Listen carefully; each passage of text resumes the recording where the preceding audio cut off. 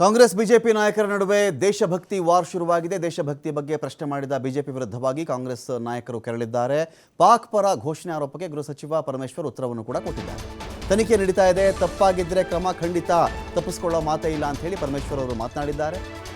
ದೇಶಭಕ್ತಿ ವಿಚಾರಕ್ಕೆ ಸಂಬಂಧಪಟ್ಟಂತೆ ಬಿಜೆಪಿಯವರಿಂದ ನಾವು ಪಾಠ ಕಲಿಬೇಕಾಗಿಲ್ಲ ಅಂತ ಕೂಡ ತಿರುಗೇಟನ್ನು ಕೊಡಲಾಗಿದೆ. ಕಾಂಗ್ರೆಸ್ನವರಿಗೆ ಸ್ವಾತಂತ್ರ್ಯ ಹೋರಾಟ, ದೇಶಪ್ರೇಮ ರಕ್ತಗತವಾಗಿ ಬಂದಿರೋದು. ಬಿಜೆಪಿ ಪಾರ್ಟಿನೇ ಇರಲಿಲ್ಲ ಅವಾಗ, ಇದನ್ನು ನಮ್ಗೆ ಹೇಳ್ಕೊಡೋ ಅವಶ್ಯಕತೆ ಇಲ್ಲ ಅಂತ ಹೇಳಿ ಕಿಡಿಕಾರಿದ್ದಾರೆ ಕಾಂಗ್ರೆಸ್ ನಾಯಕರು. ಬಗ್ಗೆ ಮಾತನಾಡ್ತಾ ಇದ್ದೇವೆ, ಅನೇಕ ಜನ ಮಾತಾಡಿದ್ರು.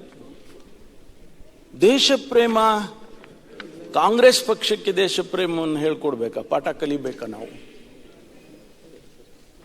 ಈ ದೇಶಕ್ಕೆ ಸ್ವತಂತ್ರ ತಂದುಕೊಡ್ತಕ್ಕಂಥ ಕಾಂಗ್ರೆಸ್ ಪಕ್ಷ ಎಷ್ಟು ಜನರನ್ನ ತ್ಯಾಗ ಮಾಡಿದೆ.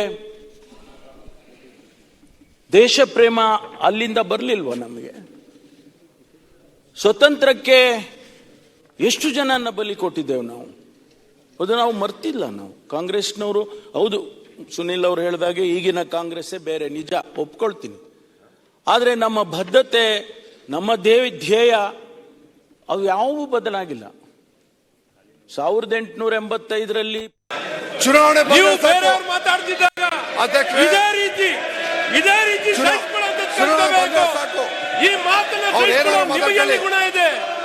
ಚುನಾವಣೆ ನೀವು ಯಾವತ್ತು ಸಹಿಸ್ಕೊಳ್ತೀರೋ, ನೀವು ಯಾವತ್ತು ಕಲ್ತ್ಕೊಳ್ತೀರೋ, ಬೇರೆಯವರು ಕೇಳಿಸ್ಕೊಳ್ತಾರೆ. ಈ ಚುನಾವಣೆ ಗೆಲ್ಬೇಕಾದ್ರೆ ನೀವು ಯಾವತ್ತು ಕೇಳಲಿಕ್ಕೆ ತಯಾರಿಲ್ಲ. ಈ ಚುನಾವಣೆ